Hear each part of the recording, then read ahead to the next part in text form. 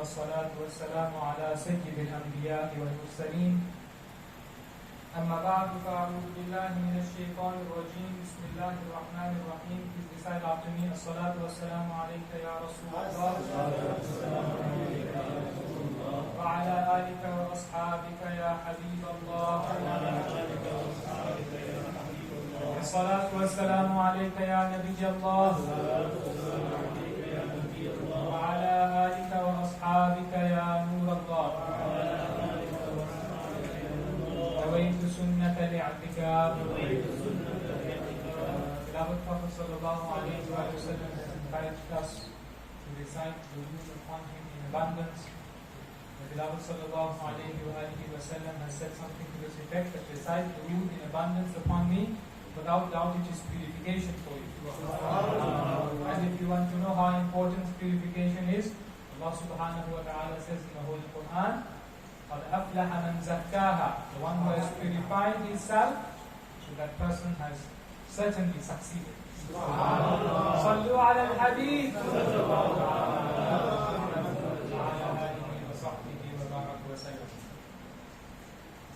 Today I have chosen to tell you a few words about someone who spent much time in the company of the beloved Prophet sallallahu alaihi wasallam. The great Sahabi of Rasulullah sallallahu alaihi wasallam was not very famous on our tongues, but today inshallah we learn something. The Sahabi by the name of Sayyidina Abdullah bin Qudafa radiyallahu ta'ala anhu. He was such a Sahabi who he accompanied his brother on the migration to Abyssinia. Likewise, he was an early companion of the Prophet sallallahu alaihi wasallam. There is difference of opinion as to whether he is a Badri Sahabi. However, he participated in the other battles like the Battle of Uhud, the Battle of Khandaq, the Battle of the Trench. He also carried the Prophet sallallahu alaihi wasallam's letter to the king of Persia, Khusro, Pervez, and he participated in the conquest of Egypt. And Sayyidina Amr bin al-As radiyallahu ta'ala an, he appointed him as his deputy of Alexandria and Egypt. Subhanallah azza wa jalla. This beautiful companion, in the year 19 Hijri, he was imprisoned by the Romans. Very interesting story about him, incident of him being imprisoned by the Romans, and this is how it goes. It was in the time of Sayyidina Umar bin Khattab radiallahu ta'ala that Sayyidina Umar radiallahu anh sent an army of Muslims to fight against the Romans. And during this battle, Sayyidina Abdullah bin Qudafa radiallahu anh, he killed a commander from the Roman army. And then he sat on top of the horse of that commander. And he began to continue fighting. But another commander from the Romans was very, very strong. He recognized that this Muslim man is seated on top of the horse of my fellow commander. And so he charged at this Sahabi radiallahu anhu, and he managed to capture him and take him back to the Romans as a prisoner. So they shackled Sayyidina Abdullah bin Qudafa radiallahu anhu. Sayyidina Abdullah bin Qudafa radiallahu anhu was then tortured to the extent that he fell unconscious. Thereafter, they took him to Constantinople, which is modern day Istanbul, there to the king. And they, with a message explaining that this is a companion from the companions of the Prophet sallallahu alaihi wasallam. So the king ordered that the Sahabi be subjected to severe hardship. And on this year, that Sahabi he remained patient. Thereafter, the king he ordered that he be locked up in a room with nothing to eat and drink except pork and alcohol. 3 days and 3 nights passed. The Sahabi radiallahu anh did not touch the pork or the alcohol until when the soldiers came and told that, see, he's didn't eat and drink for 3 days. The king himself, he ordered that take him out of the prison, otherwise he's going to die in that state. Didn't want him to die, wanted to torture him. Allahu Akbar. Sayyidina Umar radiallahu anhu, he wrote a letter to the Emperor of Rome for the release of Sayyidina Abdullah bin Hudhafa radiallahu anhu. So when this letter reached, so then he realized that this is a very high-ranking personality, that the leader of the entire Muslim army has sent a letter for the release of this prisoner. This prisoner must be a very important person. So this fellow, he summoned the Emperor of Rome, he summoned Sayyidina Abdullah bin Hudhafa radiallahu anhu to his court. Sayyidina Abdullah bin Hudhafa radiallahu anhu stood directly in front of him. Full courage. And he explains himself. He says that when I arrived, so I saw that the Emperor of Rome, he was with his crown on and he was surrounded by all of his soldiers. He says that he asked me that, who are you? So he said, I am a Muslim from the Quraysh. Then the Emperor asked him that, are you from the family of your Prophet? So he said, no. Sallallahu alayhi wa alihi wa sallam. So the Emperor then offered him, and he said to him that, accept Christianity and I will marry the daughter of one of our commanders to you. Allahu Akbar. So when this happened, so he rejected it and he said to him that, Wallahi, I will never leave Islam. Subhanallah. Then he tried to entice him further. He said, accept our religion. It's not, he asked him, is it family ties? In other words, that you are a Muslim. And since it's not family ties, so let me try with other things. I'll try to entice you, to bring you to Christianity, to leave your religion. So he said, accept our religion, I'll give you a huge amount of wealth, I'll give you slave girls, I'll give you servants, I'll give you precious diamonds. And then he even called for the diamonds and precious jewels to be brought and shown to him in front of his eyes. Allahu Akbar. And he said to him that these are yours if you come to our religion. Allahu Akbar. The Sahabi radiallahu anhu, showing his firm iman, he said, never. Even if you were to give me everything you own and everything that your nation owns, even if you were to give me your entire kingdom, I will never leave Islam no matter what. So then the king threatened, then I'll kill you in a despicable manner, in a cruel and humiliating manner. So then the Sahabi replied that even if you cut me to pieces or you burn me alive, I will still never leave Islam. So this infuriated the king further. He said, now I will definitely kill you. Allahu Akbar. So the emperor, he made Sayyidina Abdullah bin Hudhafa radiallahu anhu go to a platform.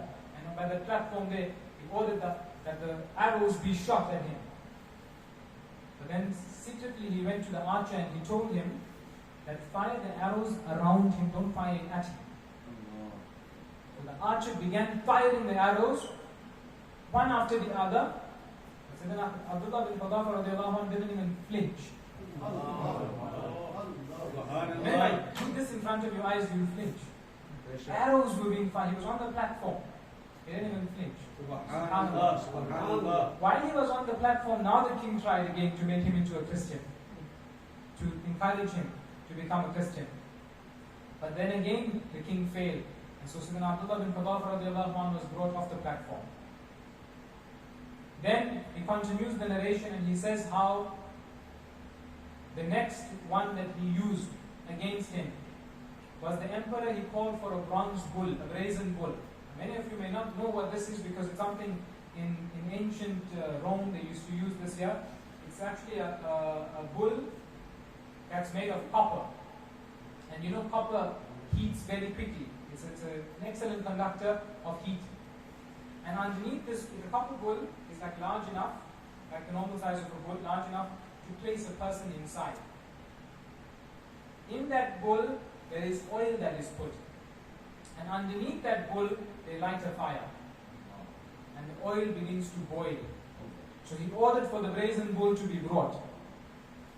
And then, when it was brought to boiling point, so then the emperor called for a Muslim prisoner.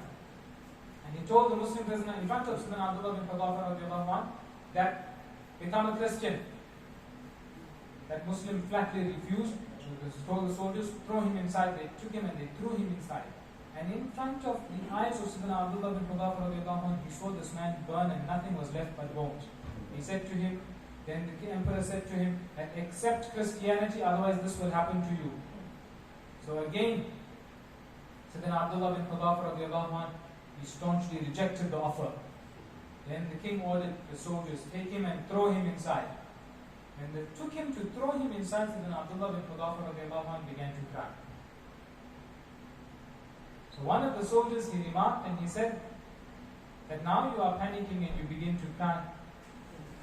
So then the emperor said, okay, bring him back. When they brought him back, Sayyidina Abdullah bin Hudhafa radiallahu anh, he said, I am not crying out of fear. Listen carefully. He said, I am not crying out of fear.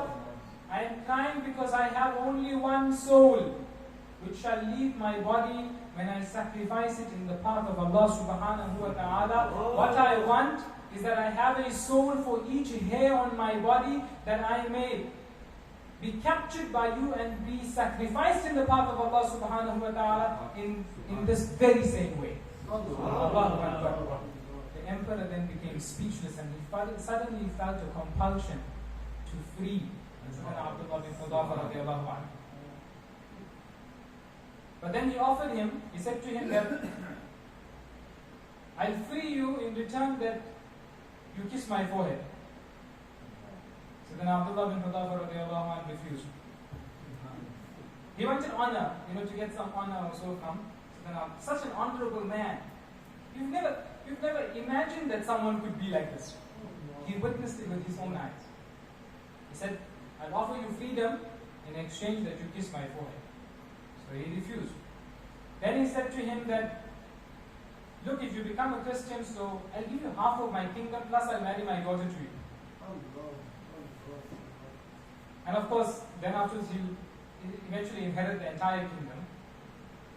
Again, Sayyidina Abdullah bin Hudhafa radiallahu anhu, he declined it, flatly. Then the emperor offered, he said, look, if you kiss my forehead, I'll free you along with 80 Muslim prisoners. Then Sayyidina Abdullah bin Hudhafa radiallahu anhu agreed, and he did it. Subhanallah Azza wa Jal, the emperor, he held true to his word, and he freed Sayyidina Abdullah bin Hudhafa radiallahu anhu along with 80 Muslim prisoners. According to some narrations, it was 100. According to other narrations, it was actually 300. Subhanallah. He also gifted him 30,000 gold coins and 60 servants. Subhanallah Azza wa Jal. Then when they were freed, all the prisoners and everything, they went to the court of Sayyidina Umar bin Khattab radiallahu anhu, Amirul Mu'mineen, the second Khalifa of Islam, and they reported what had taken place. And when they did so, Sayyidina Umar radiallahu anhu, he declared that it is now a right upon every Muslim to kiss the forehead of Abdullah bin Hudhafa radiallahu anhu. He said that I shall be the first one to do this before anybody else, and he went and kissed the head of Sayyidina Abdullah bin Hudhafa. Then the Muslims came and they lined and they began kissing the head of Sayyidina Abdullah bin Hudhafa radiallahu anhu, one after the other. This great companion, some people, they used to make some comments and say that he kissed the head of a disbeliever. So Sayyidina Abdullah radiallahu anhu used to say in reply that for that one action, Allah subhanahu wa ta'ala gave freedom to 80 Muslims. Subhanallah. So observe the unshakable iman of those who were the companions of Rasulullah sallallahu alayhi wa alihi wa sallam. Who amongst us can be like them? Even the greatest awliya of this ummah cannot reach the status of the Sahaba of Rasulullah sallallahu alaihi wasallam. You may have never heard of Sayyidina Abdullah bin Hudhafa radiallahu anhu, but there are many Sahaba alayhim ridwan who have the iman of Sayyidina Abdullah bin Hudhafa radiallahu anhu. Unshakable faith, neither wealth, nor land, no assets, no resources, no kingship. No beautiful woman could shake their iman even in the slightest. Subhanallah Azza wa Jal. For the sake of the Sahaba of Rasulullah sallallahu alayhi wa sallam, may Allah subhanahu wa ta'ala give us strong faith. Ameen bijahi nabiyyil ameen sallallahu alayhi wa alihi wa sallam. Sallu ala al-habib sallallahu ala Muhammad. Jannati jannati